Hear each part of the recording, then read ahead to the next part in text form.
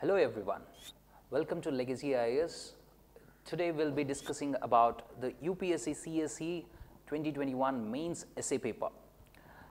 This happened in the morning and many students have found it really difficult to understand all the topics. So some of the topics, essay topics were easier, some of them were pretty difficult to understand. Why? Because most probably it's because both the sections were focusing on philosophy this time. So philosophical essays in both the sections. It usually used to be the first section, that's A section, used to be philosophy, the second section used to be your public administration or societal issues related. But that's not the case this time around, so it's a sort of a bouncer this time. In this video, we'll just discuss as to what the meaning of each of these essay topics is, and when the time permits in the coming week, you're going to get the detailed analysis of each of these essays. I'll just tell you the meaning and also what should probably go into the essay. That's about it. So the process of self-discovery has now been technologically outsourced. This is the first essay. It just means that, the process of self-discovery earlier was more or less done by us on our own. So self-discovery was about knowing oneself, the strengths, the weaknesses of oneself. To know these, we did not take the aid of technology whatsoever. Today, we are taking the aid of technology to know ourselves better, to know our strengths and weaknesses, be it the mobile phones, be it the computers, apps, right? Even the medical devices, to know how our brain works, to get a feedback as to what is wrong with our brain sometimes. So all of this happens by a third party, someone outside. Yoga, meditation were better ways of you knowing yourself. But today, that's not the case. Even yoga, meditation is taught by someone else outside. So it's not a self-practice thing, it's something outside. So self-discovery is something which you are doing it with the aid of technology from outside people. Okay, so this is the first essay, and you can put in all the data you need to into this one. The second one is your perception of me is a reflection of you. My reaction to you is an awareness of me. Now this is an essay topic. This is an essay topic which requires you to understand two important concepts which are pretty much related to your psychology, that is your personality and character. If you understand these two properly, if you knew it before, it would have been really easy for you to deal with this particular topic. So personality is about what you actually are, as in your attitudes, your beliefs, your values, right? Your opinions, your behavior set, right? Your behaviors, your emotions, all of it put together is your personality. Your concept of self, that's the core of your personality. All of it put together is your personality. And how the person views you, how the other person, right? The other person, how he views you is your character. What you actually are is your personality, and how a other person looks at you is your character. So, and how does a person look at you is completely dependent on what he thinks, what he, what goes on in his mind, right? His emotions decides how he looks at you. So basically, the person who looks at you and passes a comment or a judgment, it's all dependent on what kind of a person he is. It's just a reflection of who he is or who she is. And when a person talks to you, or when a person comes and converses with you, your reaction to the person shows who you are, right? How you react to the situations tells you who you really are. So that's the second essay, a very meaningful essay, right? So getting to the meaning, the crux of the essay itself takes some time. In fact, that must have happened to many of the students who wrote the exam this time around. So one of the students was saying that it almost took 15 to 20 minutes to decide upon which topic to choose. So the third topic, essay topic, is the philosophy of wantlessness is utopian, while materialism is a chimera. It just says that there are two extremes in this world, but most of us do opt for the middle path. The essay topic says that, well, the philosophy of this wantlessness, that is detachment, not wanting anything, is really a wonderful thought. It might help you attain nirvana, right? It might lead to enlightenment.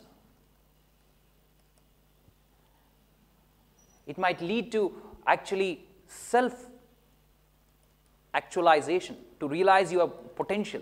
It is possible if you follow this wantlessness.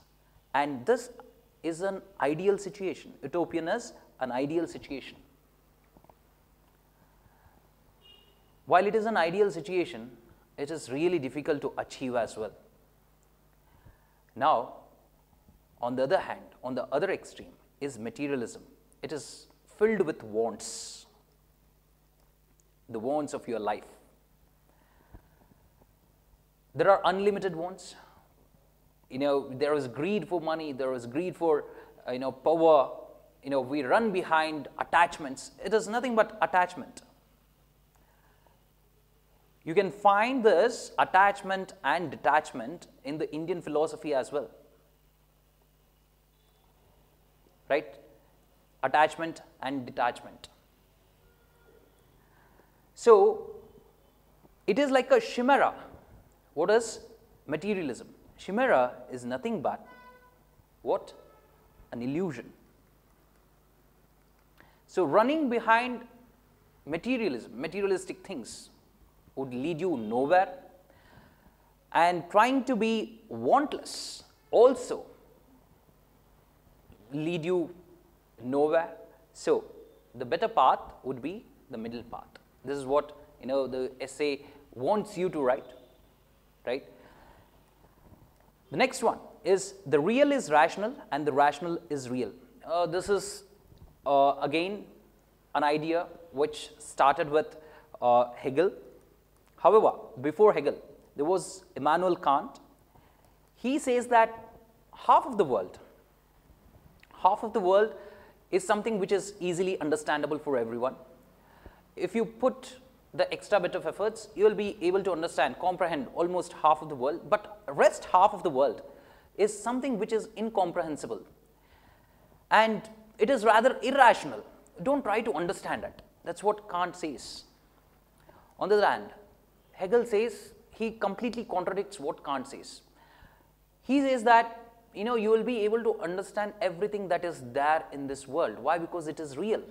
So everything that you see, you come to acknowledge in this world, that is, the real stuff is all rational. Nothing is illogical. It's all rational in nature. It's all logical in nature. You will be able to understand everything that's there. Don't stop in understanding the world. Keep understanding the world. It is possible. He does not stop there. He goes beyond. If you think logically, even about the future, the things you think about the future, even those can be achieved, they can be made real if your thoughts are logical enough. This is the meaning. It just expands the horizon for things that can be done in the future. Horizon for the things that can be done in future. That's what this essay is all about. It holds the key to future. You think rationally today, you will be able to do it tomorrow. So that's what this essay is about. Next, hand that rocks the cradle rules the world. It is about people who take care of other people are the ones who actually will make the world a better place to live in, and also who will rule the world. We are talking here about the women We are talking here about the great kings that have lived on these lands, great good kings especially. They are the ones who have taken care of the people, and they are the ones who have ruled the world as well. Women belong to that category. This is about the women. The essay should mainly focus on the women. The next essay, what is research but a blind date with knowledge? It's a perspective we have that when we accumulate knowledge, we work on the knowledge, subconsciously all the time. We keep working on the knowledge in such a manner that there is no organized way in which we put across our thoughts. So when we sit down and we keep working on that knowledge, that itself is the research. And the outcome of the research will be some sort of innovation. Some creative stuff comes out. The same thing happens every time something innovative, really innovative, has been found. You can give all those examples where people have studied a lot of stuff, right? And they were doing something, all the work in the brain was happening subconsciously, and the outcome was what? Some innovative thing, and then we call it a research. The workings, using the knowledge, putting that to use in disorganized manner, and the outcome is what? Something innovative. And that process, we call it as research. And it's like a blind date with knowledge. Why is it a blind date? You are putting the knowledge in haphazard manner, right? So that's what this essay is about. The seventh essay is history repeats itself, first as a tragedy, second as a farce. History repeats itself, true, but one point which is to be understood is history does not actually repeat itself. This is important for you to put it across in this essay. History repeats, but with all the socio-economic changes that have happened in a modified version. In a modified version, history does repeat itself in a modified version. First time when it happened, it should not have happened. The wars which we learn about, they should not have happened.